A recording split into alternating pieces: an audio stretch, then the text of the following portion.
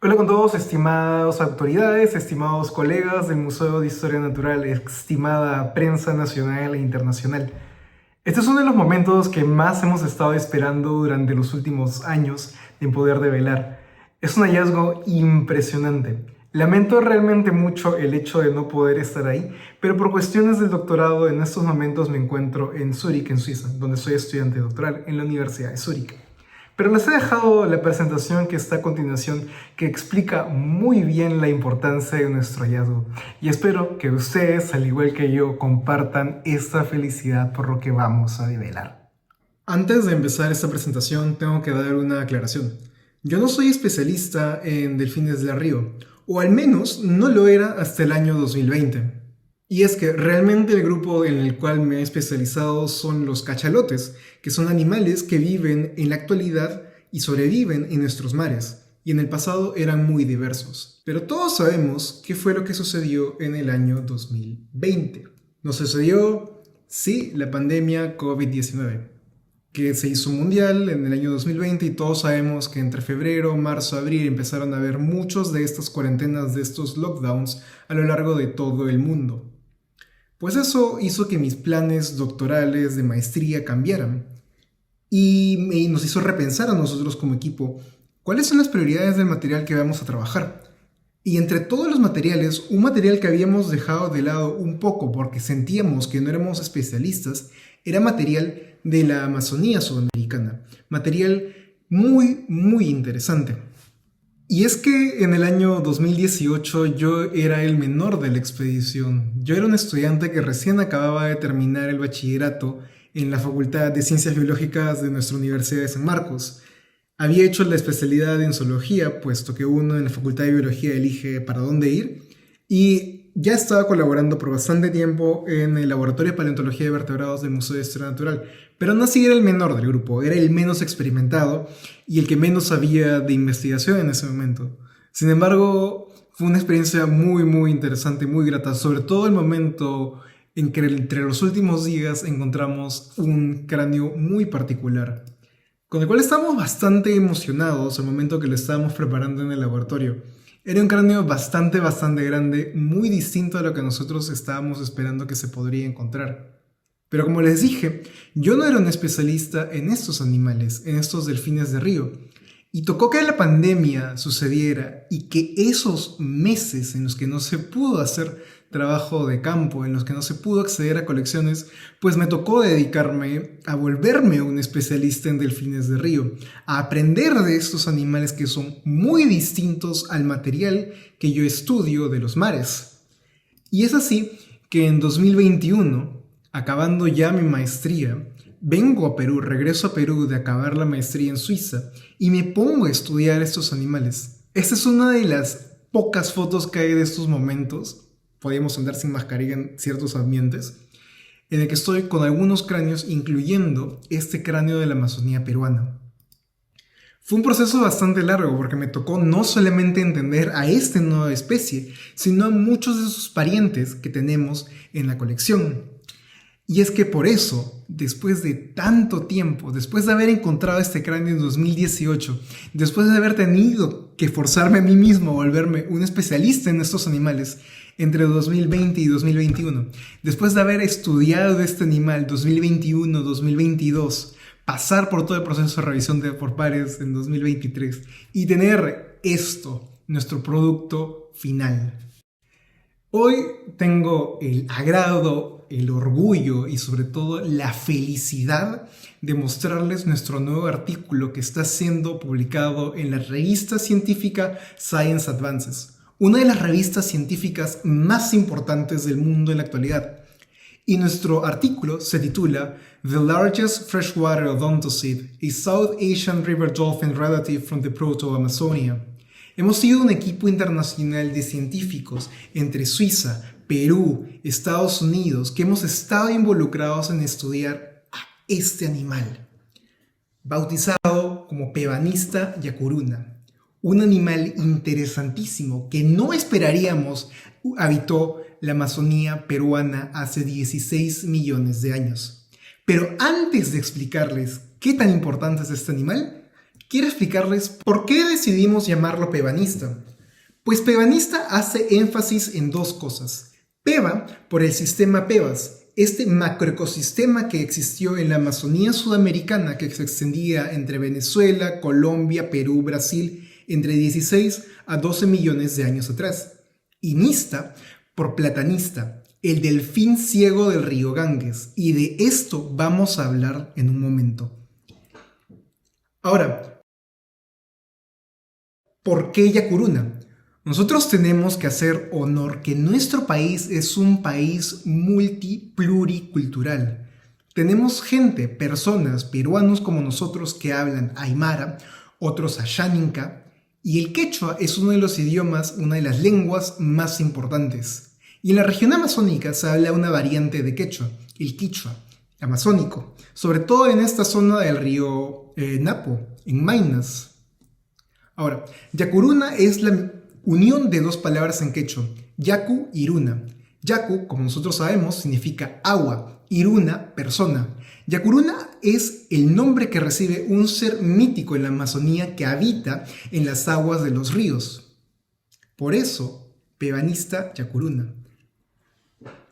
Ahora que entendemos por qué nuestro animalito lo decidimos bautizar así, vamos a hablar de por qué es tan importante e interesante para nosotros.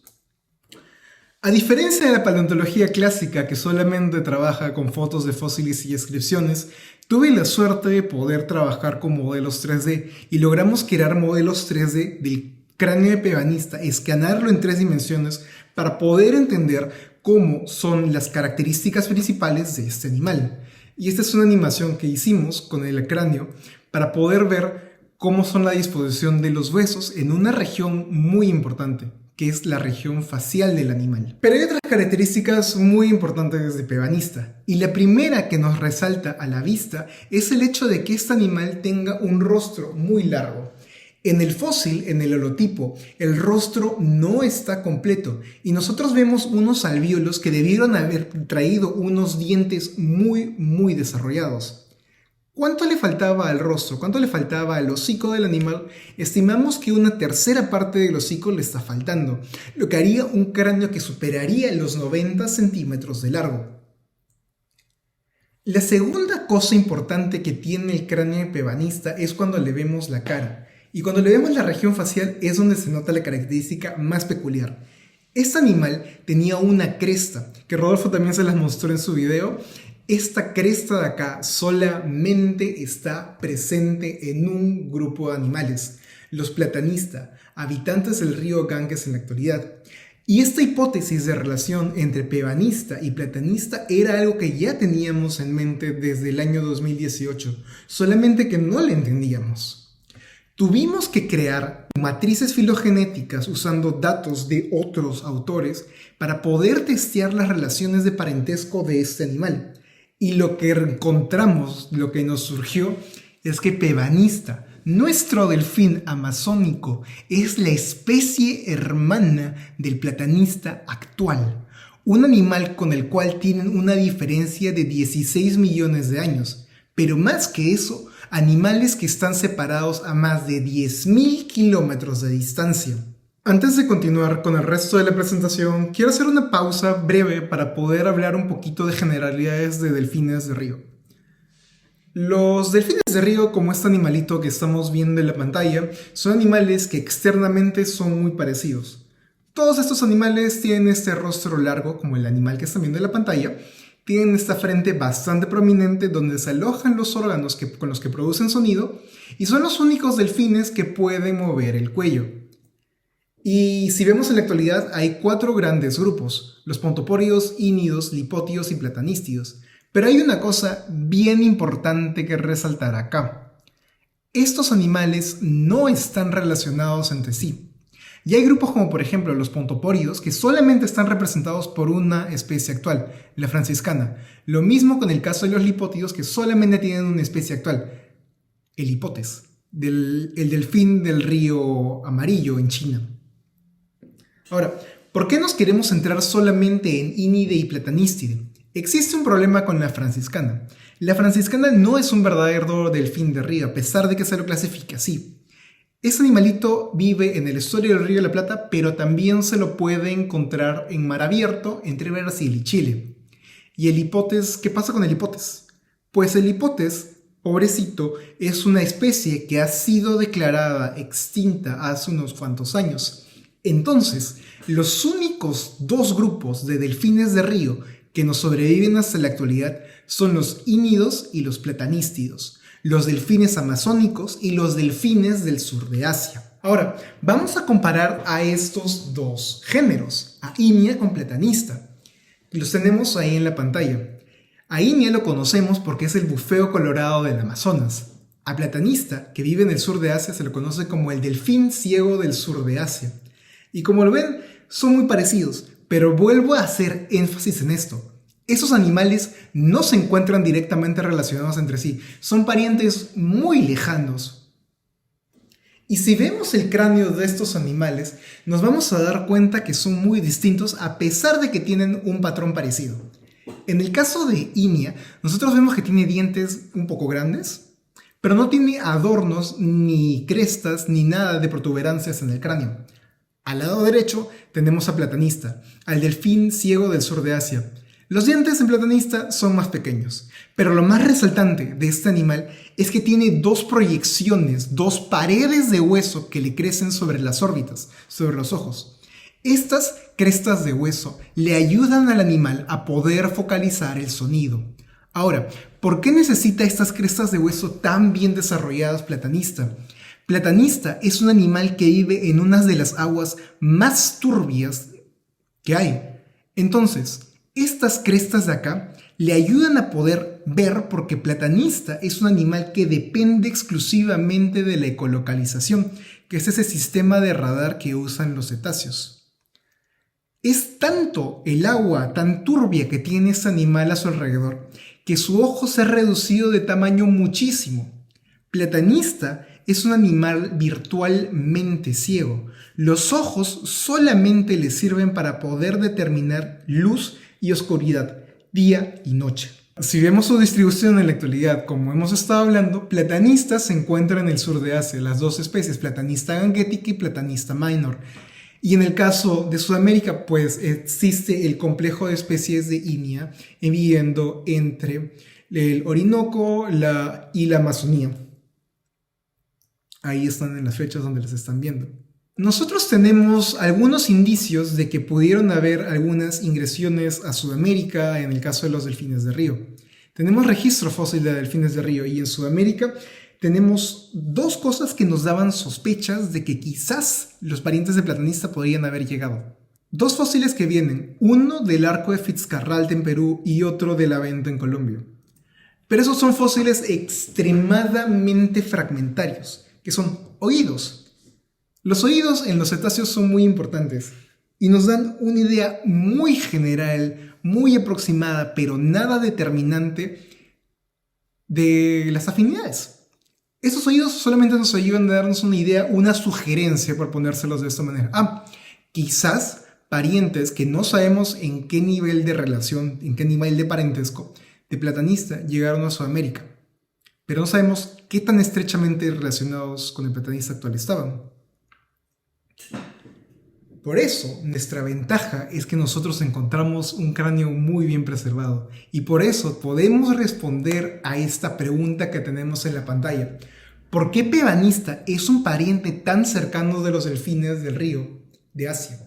Pues volvamos a ver el cráneo de Pevanista. Y el cráneo de Pevanista, como Rodolfo, como yo le hemos recalcado, tiene esta cresta ahí al lado. Esta cresta solamente se preservó en el lado izquierdo, pero es suficiente información. Y también tiene esta depresión, esta cavidad en el cráneo. El único animal que tiene este tipo de crestas, como se los he explicado, es platanista. Y esta es una característica importantísima, porque al momento de revisar el cráneo, vimos que estaban en la misma configuración. Son crestas huecas que les ayudaban a focalizar el sonido a los pevanistas en el pasado, al igual que al platanista actual. Y la otra característica muy importante en Pevanista es que el ojo se está reduciendo. Pevanista quizás haya podido ver como un delfín normal, pero esa capacidad la estaba perdiendo poco a poco. Esto es importantísimo porque estas características nos indican que estaba siguiendo un camino evolutivo muy cercano al del platanista actual. La segunda cosa importante con el cráneo de platanista es que era un cráneo bastante grande. Era un cráneo que tenía proporciones que no nos recuerdan a un cetáceo de río, no nos recuerdan a un delfín de río, sino a un cetáceo oceánico. Y una ventaja que existe en los odontocetos, en los cetáceos dentados, es que nosotros podemos reconstruir su tamaño. ¿Cómo reconstruimos su tamaño? Pues el cráneo tiene un montón de medidas que nosotros tenemos que analizar. Y estas medidas se toman y se ingresan en una ecuación, una regresión para poder reconstruir el tamaño.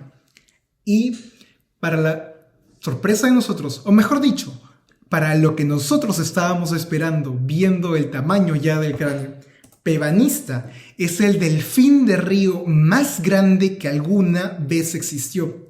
Nuestros cálculos indican que este animal debió superar los 3 metros de largo. En la pantalla, lo que ustedes están viendo son las tallas mínimas registradas en blanco o reconstruidas, en el caso de Pevanista, de adultos de diversas especies de delfines de río. Y las líneas en gris, las sombreadas en gris, representan la talla máxima. En el caso de Pevanista, la talla máxima reconstruida. Y si los comparamos, Pevanista supera a Platanista, Lipotes, Inie, Pontoporia por mucho. Es muy grande. Pero teníamos una sorpresa más en este artículo. Un pedazo de rostro, que parece a primera vista algo insignificante. Pues ese pedazo de rostro viene del arco de Fitzcarrald, otra zona del sistema Pebas, un poco más al sur cerca de Cusco, y debe tener entre unos 16 y 13 millones de años. Y posiblemente le haya pertenecido a un animal muy cercanamente emparentado a Pevanista. Pero este pedazo de rostro es gigante, es muchísimo más grande que el cráneo holotipo que tenemos, y esto nos indicaría que Pevanista pudo haber crecido incluso más.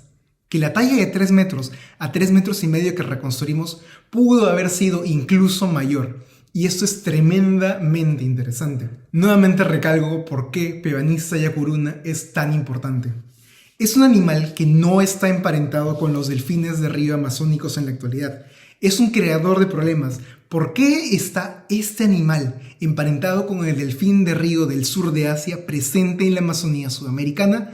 Esta es una de las preguntas más grandes que tenemos, pero también es una alegría tremenda, porque nos indica que nuestra Amazonía peruana en el pasado fue un lugar excepcionalmente diverso, que logró hacer que este animalito creciera a ser el delfín de río más grande que alguna vez existió.